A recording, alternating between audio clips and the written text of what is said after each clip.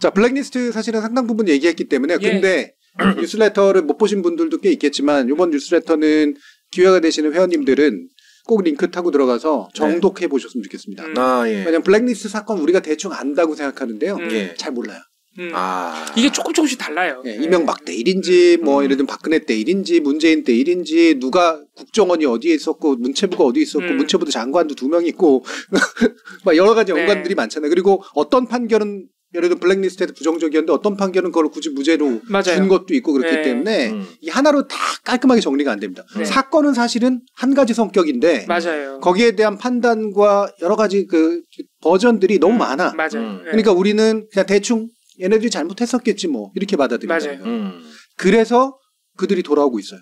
그래서 돌아온 거야? 네, 그들이 돌아오고 있습니다. 그래서 우리가 확실하게 사법적으로 단죄하지 못했고 헌법적으로 단죄하지 못했고 우리 국민들의 의식 속에 블랙리스트라고 하는 것에 대한 근본적 거부감이 전 없다고 생각합니다. 그만큼 우리가 리버럴하지 않은 사회인 거예요. 블랙리스트는 저는 말만 들어도 치가 떨리거든요. 진짜로. 블랙리스트는 절대로 인간을 죽이는 일이기 때문에 네, 여러분들은 안 그러실 거라고 믿지만 우리 국민의 일정수는 누구를 사상을 중심으로 배제하는 게 뭐가 나빠. 이렇게 생각하는 분들이 저는 꽤 있다고. 아직도 빨갱이는 찾아내서 없애버려야 돼. 라는 생각에 그들이 활개치게 놔두면 안 돼. 라고 생각하는 사람들이 일정수가 있고 그 중간에 상당수는 나쁘다고는 생각하지만 그렇게까지 심각하게 생각하지 않는다는 거예요. 그러고 보니까 블랙리스트라는 단어가 농담의 소재가 되기도 하거든요. 그 말인즉슨 안 심각하게 받아들이고 있기 때문이죠. 그렇죠. 그래서 그 심각성을 보시려면 이 사건의 전모를 파악할 필요가 있습니다. 시작하시죠. 그래서 사실 그 복잡하다는 모든 블랙리스트 사건과 재판을 우리가 일상을 살면서 알기는 어렵고 근데 모든 연원과 방식의 탄생과 그리고 하필이면 돌아와도 왜 박근혜 정부 때 사람들이 안 돌아오고 주로 이명박 정부 때 사람들이 돌아왔겠습니까? 이명박 정부 때 그게 다 탄생을 하고 모든 것이 갖춰지고 시스템이 이거 나쁜 의미로 블랙리스트의 시스템이 갖춰지고 태초에 이명박이 있었던 거예요. 그렇죠. 이명박 정부 때 만들어진 건 맞습니다. 그리고 박근혜 정부 때 그게 유지가 되는 게 뭐 거의 다 유지가 됐죠. 거의 다 그걸 받아들였고 일부분은 특히 문학의 블랙리스트 같은 경우에는 오히려 훨씬 더 광범위하게 그런 측면이 있다. 그래서 연원으로 보면은 이명박 정부로 보셔도 되고요. 그리고 또 한 가지 이게 구분해 봐야 될 게 우리가 좀 뭉뚱그려서 알고 있는 게 이게 블랙리스트를 만들어내고 집행한 기관이 크게 보면은 사실 2개라고 봐야 됩니다. 하나는 국정원이라는 축이 있습니다. 국정원이 공영방송 쪽 블랙리스트와 문학의 블랙리스트 양쪽에서 모두 맹활약을 했고 사실 핵심적인 역할을 한 겁니다. 그렇습니다. 그리고 두 번째는 청와대와 정부 부처가 있습니다. 청와대는 이제 정부 부처와 국정원을 한꺼번에 통제하는 컨트롤 타워 역할을 당연히 했을 것이고 그렇죠. 정부 부처도 블랙리스트 문건도 생산하고 집행도 해요. 근데 이제 두 가지 성격이 좀 달라서 사실 보면은 재판도 따로 열립니다. 그리고 청와대 사람 따로, 국정원 사람 따로, 정부 부처 사람이 따로 열려요. 근데 정부 부처 쪽 사람은 거의 처벌을 받은 적이 없습니다. 이게 일단 이명박 정부는 공소시효가 지나가 버렸습니다. 왜냐하면 우리가 2017년에 와서 이걸 조사를 했기 때문에 공소시효가 지나가면서 정부 부처 유인촌 장관 유명하죠. 저희가 좀 이따가 얘기하겠지만 왜 나를 구속 안 시켰어? 이런 식으로 넘어갈 정도로 정부 부처 사람들은 거의 기소조차가 되지 않았고 이 정부 부처는 어떤 역할을 했느냐? 이 합법의 탈을 쓰고 있습니다. 이건 청와대도 어느 정도 마찬가지인데 왜냐하면은 정부 부처는 우리가 아까 애매하다고 했던 지점 인사권을 가지고 있고 공적 자원을 배분하라고 권한을 줘놨어요. 그러니까 그 권한대로 했다 이거야 우리는. 근데 그 안에 보면은 사실은 명단이 있었다는 거죠. 이념적인 기준이나 자의적인 기준으로. 근데 국정원은 이게 훨씬 달라지고 그래서 그나마 처벌받는 사람이 좀 많은 게 엄청나게 불법적이고 야비하고 비열하고 음성적인 일들을 했던 거죠. 그러니까 행위로 처벌을 받은 거죠. 그 블랙리스트 때문에 처벌을 받았다라기보다는 그렇죠. 그 리스트에 있는 사람들에게 했던 행위 때문에 처벌을 받은 거죠. 그건 뭐 정부 부처도 어차피 마찬가지긴 한데 국정원에서는 물론 국정원도 이제 문건을 생산하고 하는데 사찰합니다. 사찰은 명백히 말씀하신 대로 명백히 불법적인 행위. 그럼요. 사찰을 하고 그리고 일부 아주 극히 처벌받았지만은 여론 조작도 해요. 우리 아주 유명한 사건이 제가 좀 이따 사진도 보여드릴 텐데 막 특정 배우의 음해한 소문을 퍼뜨린다고 사진을 합성한다. 문성규 씨하고 그런 일들을 했기 때문에 조금 더 처벌받은 사례가 많다. 그래서 제가 첫 번째로 화면에 보여드릴 건 아주 노골적으로 이제 좀 볼 수 있는 사례인데 이명박 정부 청와대에서 만들었던 네. 문학의 블랙리스트 문건이 있어요. 네. 이게 2008년, 그러니까 초기죠. 네. 이제 블랙리스트가 막 만들어지던 시점인데 화면으로 한번 보시면은 네, 일단 이 문화계 쪽에 문화체육관광부가 어떤 기준으로 지금까지 지원을 해왔는지를 이 이명박 정부 청와대가 진단을 한 거예요. 이게 보시면은 그냥 다짜고짜 좌파라는 단어가 등장을 합니다. 그래서 한국문화예술위원회, 문예위라고 하죠. 그리고 한국영화진흥위원회, 영진이라고 하죠. 지금 많이 들어보셨을 거예요. 네. 이런 단체들이 좌파들이 다 구성해가지고 한 자리씩 다 해먹고 좌파 단체들만 지원하고 있다. 이게 이제 진단이고요. 그래서 요 이제 다음으로 넘어가 이제 재밌는 내용들이 이 문건에 많이 나와요. 영화 괴물은 반미 및 정부의 무능을 부각한 영화다. 영화 공동경비구역 JSA는 북한을 동지로 묘사한 영화다. 영화 효자동 이발사는 국가 권력의 몰인정성을 비판한 영화다. 이런 영화들은 대중이 쉽게 접하고 무의식 중에 좌파 메시지에 동조하게 만드는 수단이 됐다. 이런 영화들이 이렇게 자꾸 나오는 이유가 아까 말씀드린 대로 영진이가 좌파에게 자각을 당해서 좌파 단체들한테만, 좌파 영화인들한테만 지원을 하니까. 실제로 영진위에서 이제 영화 산업이라는 게 잘 되는 소수의 사람만 잘 되고 그렇죠. 사실 지원을 해줘야 다양한 영화를 만들어내니까 그렇죠. 좌파들만 지원했다 이거예요. 이런 식으로 이제 진단을 한 겁니다. 근데 약간 저게요. 전 약간 열등감에서 출발했다라는 생각도 살짝 들기는 해요. 네. 네. 소위 이제 우파라고 부르는 사람들 중에 뛰어난 예술가라고 부를 수 있는 사람이 없거든요. 네. 그러니까 뉴 라이트의 전형적인 인식이 저거였거든. 문화파는 좌파가 다 먹었다. 그리고 그걸 만든 건 김대중 노무현 정부 때 두 번이나 정권을 내줬기 때문이다. 네. 딱 이거예요. 네. 그런데 사실은 좌파라고 부를 수도 없지만 이른바 지나치게 극우적 내지 우파적 색깔을 가지고 있는 사람들이 문화예술계를 장악했던 것은 언제까지? 저기 군사정부. 군사정부 때까지. 군사독재시까지. 자유청년맹처럼 지원해 준 게 특정 대만 주고 나머지 못하게 막았으니까. 그러니까 그때 예를 들면 청바지 통기타 문화 만들고 뭐 예를 들면은 김광석류의 이제 그런 포크송 같은 것들이 만들어지고 이제 뭐 김지하의 시가 있고 이런 식의 이제 70년대 저항 문화, 청년 문화 이런 것들로 이제 건 좌파적인 것들 그냥 리버럴한 거죠. 맞아요. 진보적인 것이죠. 네. 네, 그런 것들을 이제 했는데 그게 이제 민주화의 정사고 딱 맞은 거 아니에요. 그러니까 운동권 가요도 흔히 말하는 이제 그런 것들이죠. 네. 그러니까 민주화라고 하는 건 우리가 자유와 민주화가 같이 왔는데 결국 87년 민주화를 통해서 이른바 우파적 이념적 색채만으로 완전히 도배돼 있었던 영화판, 음악판 이런 것들을 비로소 이제 자유로운 표현의 세계로 만든 거란 말이죠. 어떻게 보면은 정상화하는 거죠. 정상적인 국가가 그때 된 거예요. 그리고 나서 이제 그 김영삼 정부 지니까 노태우 정부와 김영삼 정부를 지나는 동안 무섭게 성장해 대중문화가. 왜 이제는 이제 뭔가 표현력이 이제 만들어질 수 있으니까. 자유로운 표현 시장이 열렸고 그리고 돈이 들어오기 시작했으니까. 투자가 들어오기 시작했으니까 당연히 판이 커질 수밖에 없죠. 그리고 김대중 정부에 의해서 이른바 그 일본 문화개방이라고 하는 조건, 그 당시 대중문화 쪽에서 엄청나게 반대를 했지만 상당히 선진적인 결정을 내렸고 그로써 또 한 번 또 크게 발전을 하죠. 우리 영화도 엄청나게 발전하고 특히나 드라마 쪽 이런 쪽은 엄청나게 발전하고 대중음악도 이제 크게 발전하고 결국 이거는 좌파 문화예술인들을 지원해줘서 생긴 게 아니라 아닙니다. 민주화 자유화의 결과인 거예요. 그렇죠. 그렇게 좋아하시는 자유의 결과인 거라고. 그리고 실력 있는 사람들, 실력 있는 예술가가 좌파까지는 아니더라도 좌파라는 말도 좀 이상하게 오염돼가지고 쓰기가 좀 그런데. 아니 그리고 저 영화들한테 좌파라고 하는 건 좀 이상하지 않아요? 아니 그리고 사실 괴물이 반미적인 메시지가 있는 거 맞아. 그쵸. 맞는데 하면 안 되냐고. 그래서 그게 하면 안 되는 거냐고. 말도 안 되는 거잖아. 북한을 동지로 묘사한 영화 맞아. 물론 북한 병사를 동지로 묘사한 영화지만. 그렇지. 그렇게 또. 근데 그렇게 묘사하면 안 되냐고. 군사 독재 시절의 논리라니까 이게. 보기 싫은 걸 보여준 게 문제인 거예요.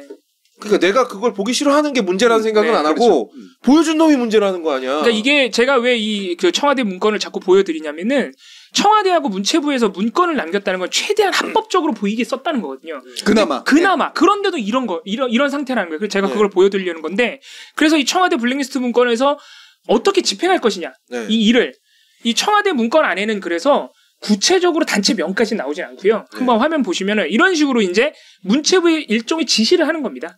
좌파 집단 인적 청산을 소리 없이 지속적으로 실시하라.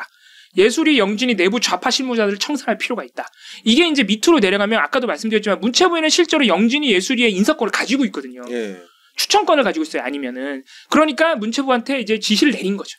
거기 좌파 사람들이 잡고 있으니까 쫓아내라는 암묵적인 일종의 지시라고 보면 된다. 그리고 이것도 참 재밌는데 좌파 자금줄을 차단해야 된다 그러면서 메이저 신문과 협력해서 좌파들의 행적을 밝히는 기획물을 연재하고. 굉장히 중요한 포인트인데. 야, 이게 진짜 이게 블랙리스트의 잔혹함을 보여주는, 우리 트럼보라는 영화에도 이런 게 제가 나오는 걸로 알고 있는데 언론을 동원해서 일거리를 끊게 여론전을 하겠다는 거예요. 그렇죠. 네. 저거 하나만으로도 저 메이저 신문이 날아가야 되지 않습니까? 날아가야 되고요. 저거는 업계에 퇴출당해야죠. 업계의 정신을 완전히 모독한 행동이잖아요. 그리고 또 기업을 통해 뭐 자금 조달한다. 저 자금 조달은 이제 우파 단체 한다는 얘기거든요. 이런 식으로 이제 청와대에서 일종의 집행을 했던 겁니다. 그리고 이제 다른 한 축이 이제 국정원이라고 말씀드렸는데, 이제 국정원 쪽을 한번 보면은 여기는 말씀드린 대로 잔혹해져야 되게 비열하고. 그래서 제가 차마 그 사진은 못 가져왔고요. 이게 이제 2017년에 이명박 정부 블랙리스트가 실체가 있다고 이제 진상조사 결과가 나오면서, 그때 이제 문성은 씨를 비롯해서 뭐 김여진 씨, 김미화 씨 등등이 연예인들이 이제 소송을 걸었어요. 민사 손해배상 소송을 걸었던 것이고, 그래서 이때 나오는 게 저질 합성 사진 국정원 공작이 드러났다. 이게 이제 뉴스 화면에 그때 2017년에 나왔던 것인데, 기억하시는 분이 있을런지 모르겠지만 아주 어떻게 한 나라의 정보기관이 거의 북한 삐라보다도 못하게 만들어놨잖아요. 정말 저런 거 몇 개 만들어서 뿌리잖아요. 커뮤니티에서 계속 돌아요. 그걸 몇 번 보다 보면 사람 또 머릿속에 입력이 된다고. 밈이지 뭐. 그래서 아까 우리가 이제 기억해야 되는 게, 청와대에서 저런 식으로 좌파 연예인들의 행적을 해가지고 하라 그랬잖아요. 이제 국정원은 그거를 조금 더 음성적으로 자기네가 직접 만들어서 유포를 했던 사례고, 이 국정원의 이제 이 좌파 연예인 대응 태스크포스 여기서 이제 82명을 관리했다고 나오는데, 여기 보면 그 82명은 이제 어떻게 관리했느냐가 또 구체적으로 내용들이 나와요. 그래서 보면은 뭐 일벌백계를 해야 된다. 연예인이 정치인 비방을 하면. 얼마 전에 김기현 대표도 김윤아 씨한테 일벌백계 했잖아요. 맞아. 비슷한 거지 뭐. 일벌백계를 해야 된다. 일벌백계 정말. 근데 이거를 국정원이 일벌백계 한다는 건 사실 좀 무서운 얘기죠. 그렇지. 순짓을 하려고 도대체. 그리고 뭐 사이버 폭로전을 전개해서 부도덕한 행적을 인터넷에 폭로해야 된다. 여론전 해야 된다. 광고 모델 교체 압박을 기업에 해야 된다. 이런 게 진짜로 이게 국정원이 할 수 있는 비열한 음성적인 일이에요. 이게 정말 사람을 벼락으로 몰고 밥줄 끊는 일 아닙니까? 내가 잘못한 것도 없어. 심지어 내가 광고 모델인데 매출도 잘 나왔어. 근데 아무 이유 없이 그냥 잘려. 이게 얼마나 불안해요. 그런 걸로 먹고 사는 사람한테. 사교육 카레트를 욕하던 사람들 아니에요? 지금 이분들이 그 원형이 저쪽에 가 있잖아. 지금. 그러니까.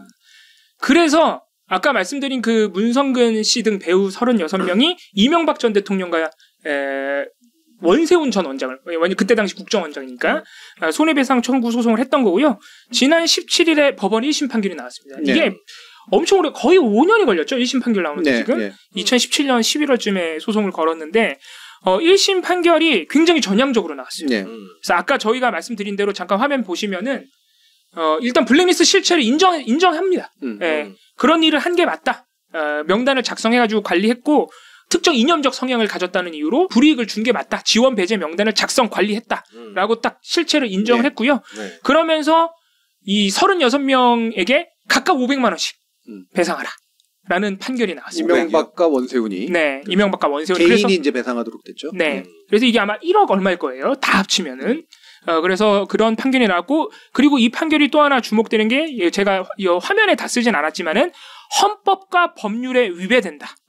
특히 평등권, 표현의 자유, 예술의 자유를 침해한 불법 행위이기 때문에 그 불법성의 정도가 크다고 1심 법원에서 강력하게 지적을 했습니다. 근데 저는 그 액수가 너무 이해가 가지 않는데 500만 원이요? 우리나라가 원래 손해배상이 그렇게 많이 센 나라가 아닙니다. 왜냐하면 특히나 이 문화예술적인 내용들은 구체적인 손해액을 산정하기가 어렵잖아요. 그렇죠. 뭐 물질적으로 뭐 손해를 보는 게 없으니까.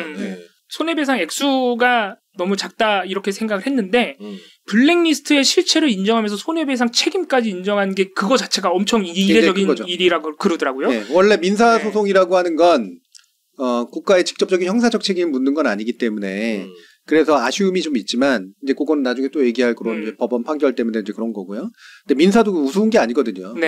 민사에서 손해배상하기라고 하는 거는 죄의 경중을 따지는 굉장히 중요한 기준이긴 하지만 핵심은 사실의 인정이에요. 이게 민사를 통해서라도 사실의 인정, 법리적 인정이 있어야 되거든요. 근데 그게 굉장히 구체적으로 나와 있어요. 그리고 이 판결이 또 하나 중요한 게 단순히 이명박 전 대통령과 원세훈 원장의 그 두 사람 개개인의 책임만 인정한 게 아니라 국가 배상 책임까지 그렇죠. 인정을 해버렸어요. 네. 이거는 국가가 잘못한 거야. 개개인의 잘못을 따지려면 사실 못하는 부분도 많지만 그때 당시에 블랙리스트를 정부가 운용했다는 것 자체가 문제다.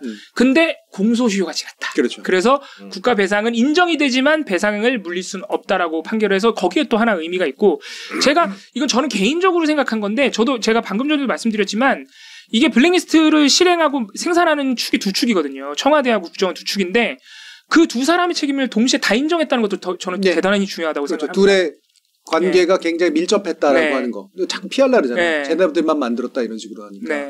그런 부분에서도 굉장히 어쨌든 의미가 있는 판결이었다. 네, 되게 중요한 판결이에요. 그리고 이와 유사한 판결이 박근혜 정부에 관련해서 한번 나왔긴 했었죠. 맞아요. 예, 그것도 보면은 이거는 이제 저는 개인적으로 처음 볼 때는 되게 아쉬운 판결이었어요. 아까도 말씀을 드렸지만은 일단 박근혜 정부 블랙리스트는 이것도 문학의 블랙리스트고요.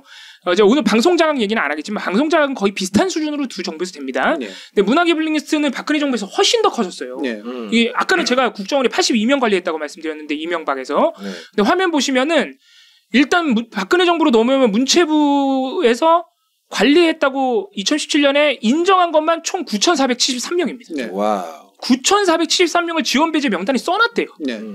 와 이거를 어떻게 받아들여야 될까? 이게 이제 서명한 분들을 다 집어넣어서 그래요. 네. 정말 대단하다. 그런 생각이 들었고 여기 보시면 뭐 세세한 사례들이 아주 많은데 그 다이빙벨 영화 기억하실 겁니다. 대표적으로 부산 영화제가 완전히 폭발했죠. 네. 너무 유명한 사례죠. 부산 영화제가 다이빙벨을 상영했다는 이유로. 근데 이게 너무 웃긴 게 영화제에서 어떤 작품을 상영했다는 이유로 영화제를 날려버린다. 스케일 너무 큰 거 아닙니까? 부산 영화제가 정말 대표적으로 개입은 하지 않고 지원만 한다. 네. 이거에 표본을 만든 거예요. 그래서 너무 잘 컸죠. 네. 그리고 또 재밌던 게 당시에 변호인의 주연이 송강호였잖아요. 네.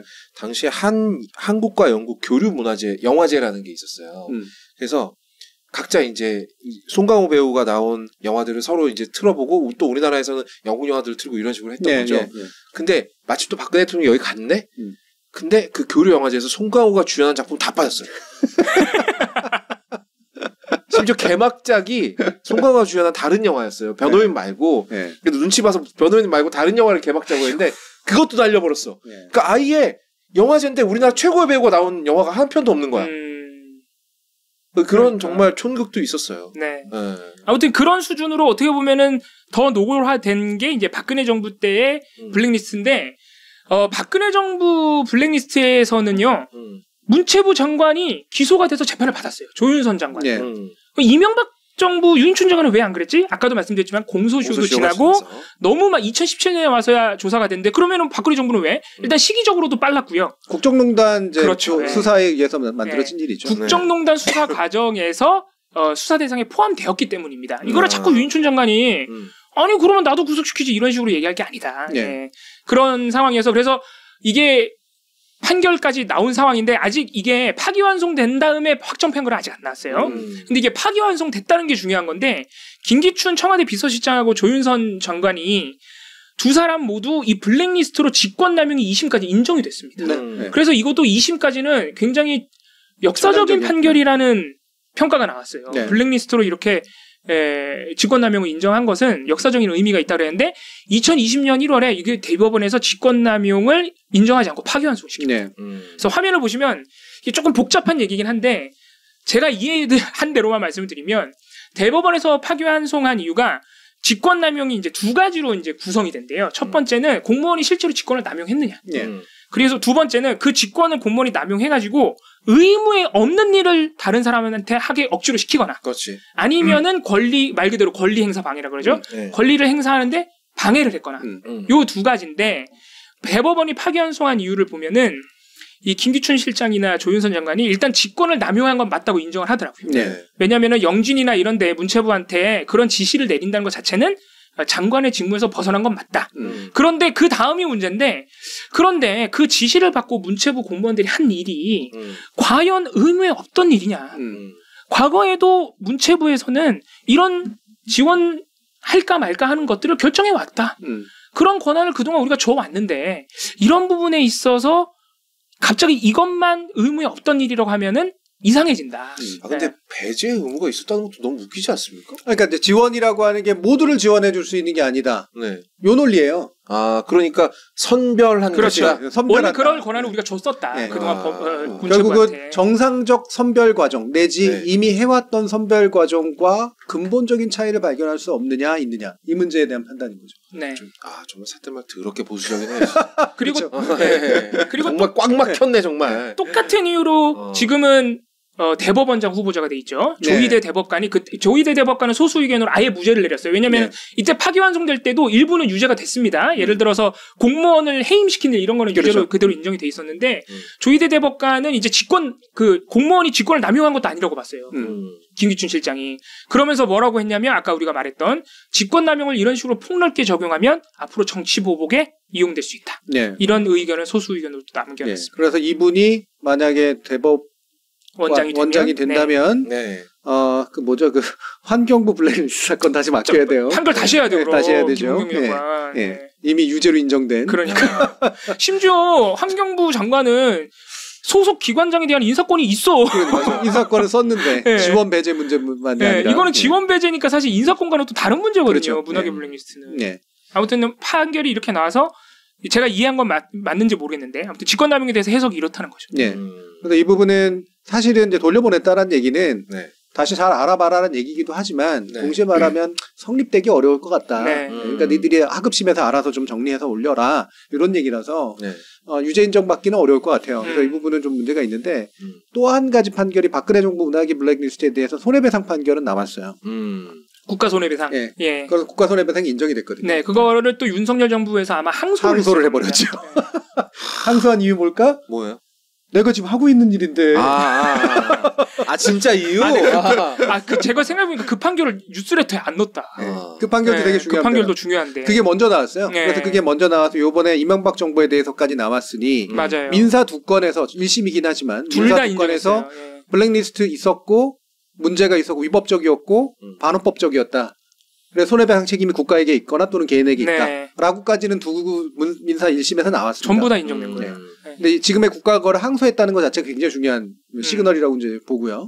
이거 계속하겠다는 얘기나 마찬가지. 그리고 중요한 건 그거 수사를 또 윤석열 검사 시절에. 그렇죠. 그리고 이런 경우에는 민사상으로 이렇게 인정이 됐다고 하더라도 민사상은 결국 배상의 판결이기 때문에 물론 이거를 계속해서 항소하고 막 똑같은 일을 했다면 나중에 배임의 문제를 물을 수는 있겠습니다만 돈을 쓸데없이 쓰게 만드는 거니까 벌금을 내게 만든 거니까 배상액을. 근데 문제는 이거 가지고는 시급도 안 할 거라는 거예요. 잡아가두지 않는 한. 맞아요. 이분들이 하는 행동들이 그래서 돈이야 뭐 가지고 내 돈 나가는 것도 아니고. 맞아. 나라 세금에서 나가는 건데 알아서 하지 뭐. 이런 식의 태도를 가질 사람이 굉장히 높다. 그러니까 우리가 사실 우리 언론도 마찬가지고 제 자신도 그런 것 같은데 이런 일들이 비일비재해지고 블랙리스트 사건에 대해서 또 약간 사회적으로 잊히는 분위기가 되다 보니까 우리가 얼마 전에 윤석열차 만화 사건을 경험했잖아요. 맞아요. 그렇죠? 그거를 생각해보면 물론 많은 언론들이 비판하긴 했는데 그거 진짜 무서운 일이거든요. 어마어마한 일이죠. 아니 애들이 만화 그렸다는 이유로 이건 블랙리스트를 대놓고 한 거예요. 그렇지. 공개적으로 지원을 안 하겠다고 밝혀버렸잖아요. 실제로 이제 예산 깎였잖아요. 예산 안 해버렸어요. 그래서 만화 페스티벌 이제 안 열립니다. 아니 이게 얼마나 무서운 일이에요. 음성적으로 날아간 거예요. 음성적으로 이렇게 할 때도 무서운 일이었는데 그걸 대놓고 하고 있다는 거 아니야? 저는 이게 좀 잘 모르겠습니다. 진짜 만약에 제가 권력자라면 이런 건 안 보이게 하더라도 안 보이게 할 것 같거든요. 그렇죠. 말한 거 증거도 좀 안 남기고 좀 알아서 좀 이렇게 위원들이 좀 너무 센 것들은 좀 빼기 좀 해주쇼 라고 할 수 있죠. 그래도 위험하죠. 요즘 세대 시대에 그런 게 위험하잖아요. 그래도 충분히 알아서 길 것 같고 그래도 위험한데 근데 그냥 돈을 끊어버려. 이거는 그냥 정말 블랙리스트의 어떤 정말 리터럴리 정말 딱 맞는 공개적인 블랙리스트. 더 중요한 건 이렇게 하고 난 다음에 기업들 광고 못 주게 하거나 지원 못하게 하고 사실은 기업들은 홍보 효과만 좋으면 후원하고 그렇죠. 사람들이 대중들이 좋아하면은 돈이라는 건 정직하잖아요. 쏠리게 돼 있거든. 굳이 말하자면 이른바 한 푼도 안 되는 우파와 사실 좌파라고 부를 수 없는 그냥 자유적 어떤 표현의 자유를 중시하는 그런 사람들 사이 실력 차이 한번 비교해 보세요. 요번에 우리 왜 영화 서울의 봄. 서울의 봄이요. 잘 만드니까 많이 보잖아. 그럼요. 그게 정치적인 내용 아닙니까? 겁나 정치적인 내용이지.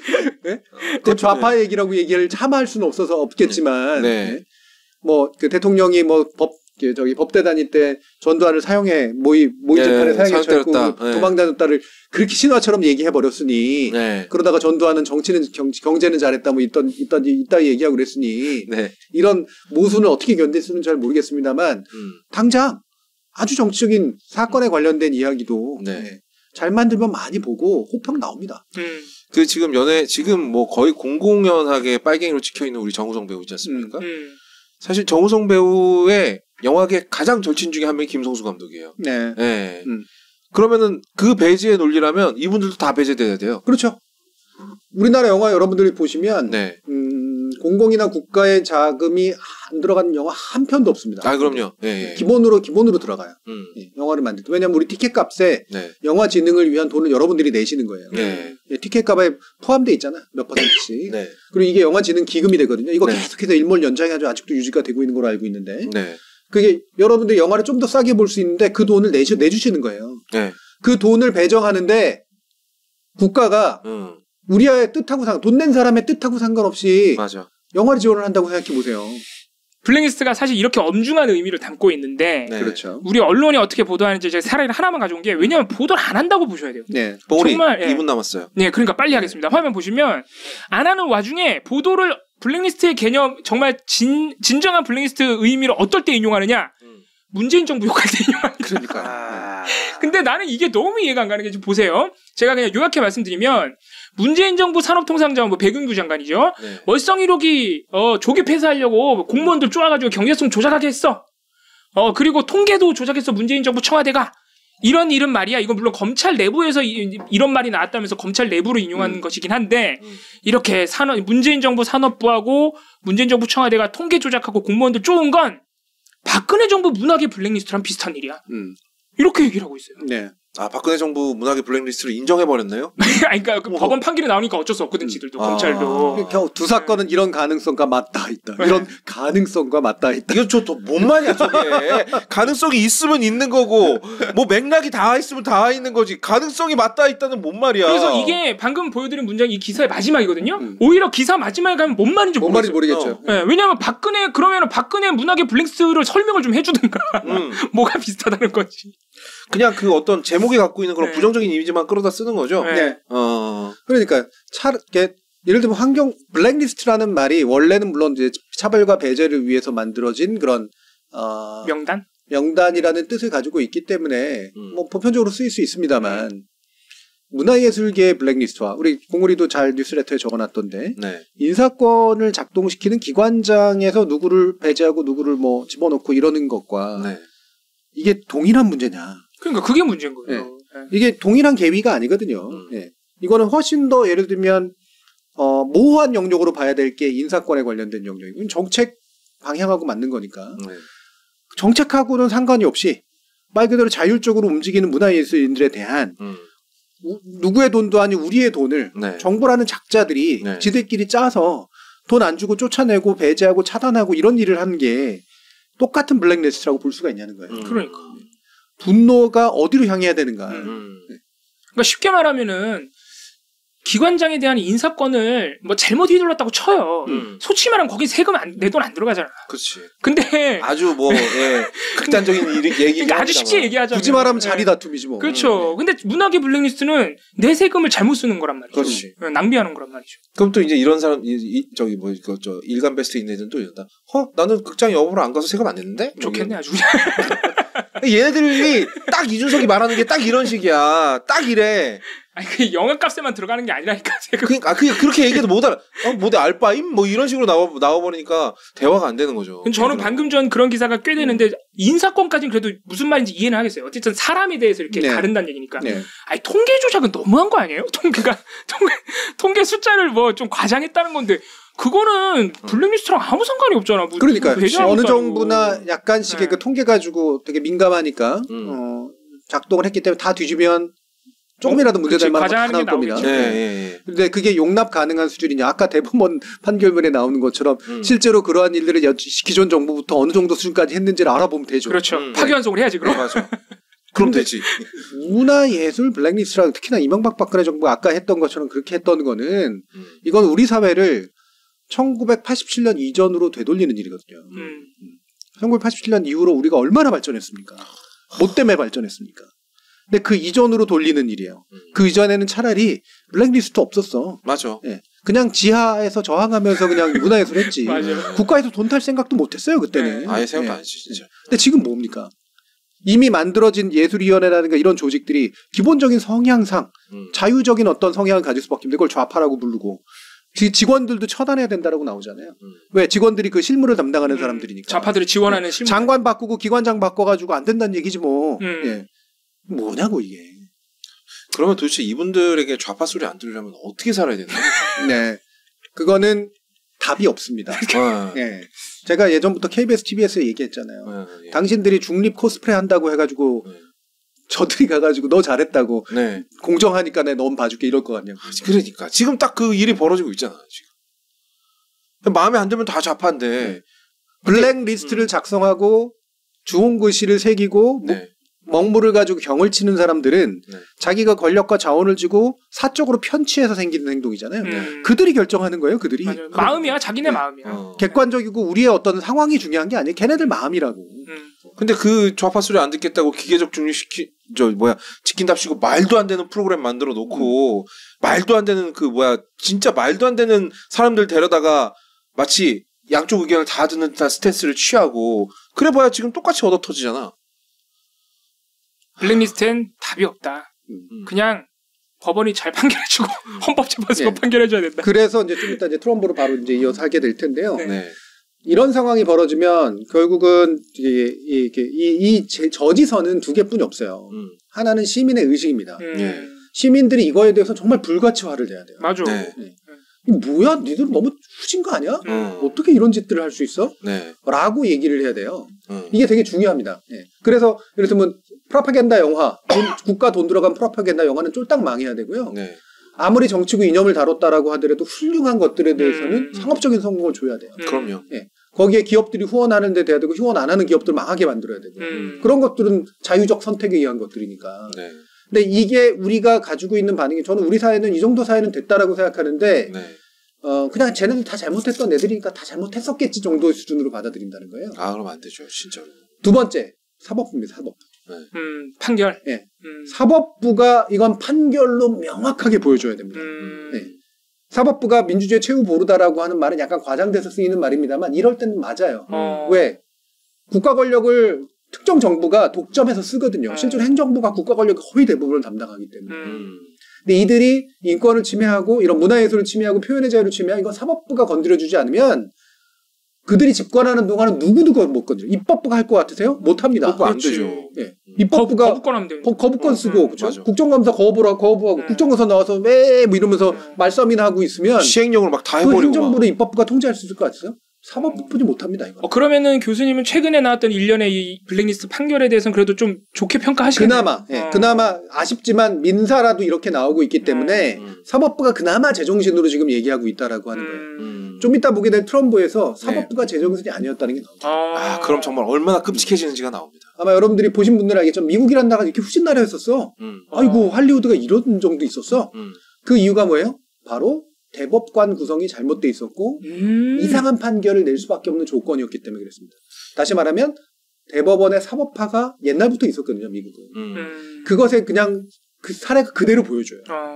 우리나라 사법부가 1930년대 40년대에 미국 사법부처럼 보이면 안 된다는 거죠. 100년 뒤의 사법부잖아요. 그래서 트럼프의 집권을 그렇게 문화예술계 사람들이 엄청 나서서 뭐라고 한 거예요. 그 트라우마가 아직까지 남아있거든. 걔가 종신 대법관을 임명할 수 있으니까. 그래서 생기는 문제입니다. 트럼프가 좋다 나쁘다를 떠나서 그게 사법부를 10몇 년간 또는 심지어는 길게는 20몇 년간 아주 이상한 판결을 내릴 수 있게 만들어줄 수가 있거든요. 그 우리 헌재도 약간 위기네요 지금. 위기죠. 우리 대법원과 헌재 다 위기입니다. 와, 난 지금 얘기하신 영화들 중에 본 게 없어. 원래도 영화 잘 안 보지만 이런 좌파. 아직도 KBS에서 방송을 하는 좌파. 아직도 KBS에서 일하고 있으면 나는 자유 회색 분자. 그러니까 눈에 안 띈 거겠지. 그렇지.